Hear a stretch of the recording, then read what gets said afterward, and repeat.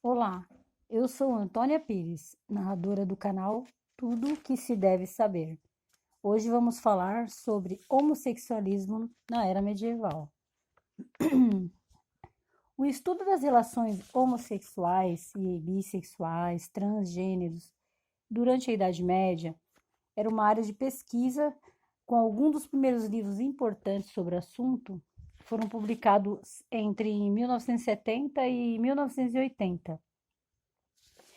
Desde então, muitos estudiosos têm estudado como as práticas e relacionamentos do mesmo sexo eram vistos no período medieval. Na maioria das vezes, qualquer comportamento homossexual era visto como pecaminoso pela sociedade medieval. E muitas das vezes as leis contra a sodomia eram severas, até com castração e execução. Mas, por outro lado, as pesquisas revelam que, às vezes, relacionamentos do mesmo sexo eram tolerados e que representações positivas sobre homossexualidade podiam ser encontradas na literatura medieval.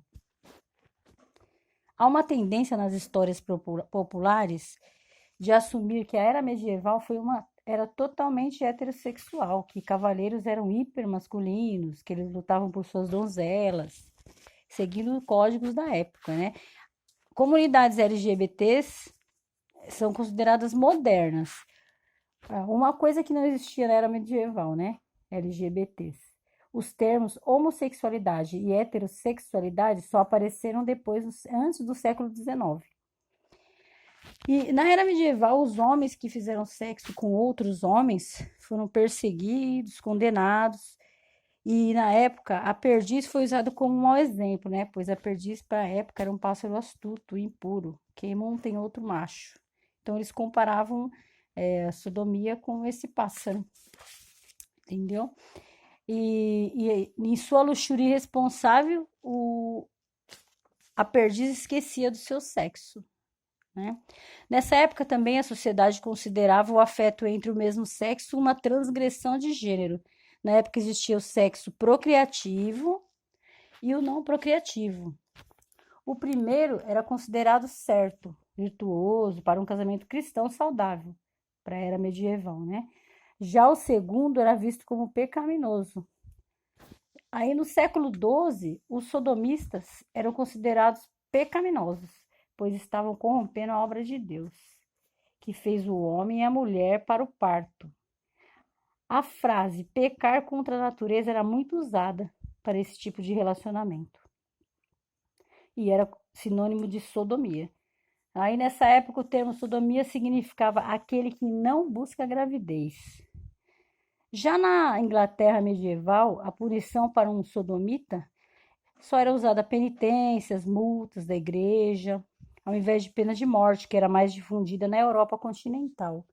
Ao contrário dos homens, as mulheres lésbicas nem eram vistas desta forma, por não haver penetração. Isso foi até retratado em um poema do ano de 1178. Eu vou falar para vocês agora esse poema. Essas moças inventaram um jogo com duas bobagens. Elas não fazem sexo, elas não fazem nada. Elas batem caixão contra caixão, sem um atiçador para atiçar o fogo.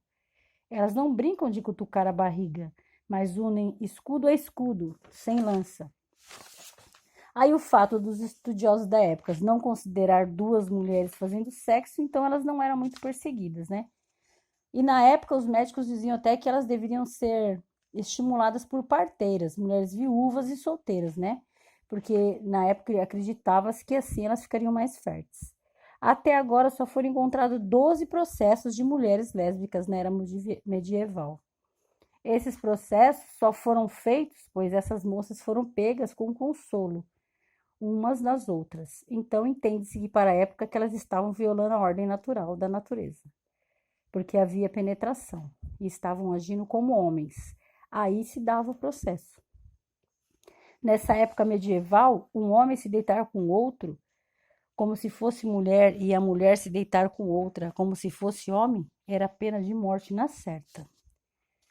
Olá, eu sou Antônia Pires. Se inscreva no meu canal. Obrigado por ter assistido o vídeo. Você não vai se arrepender. Curta e compartilhe o vídeo nas redes sociais. Ative o sininho, dê um like e obrigado. Até o próximo vídeo.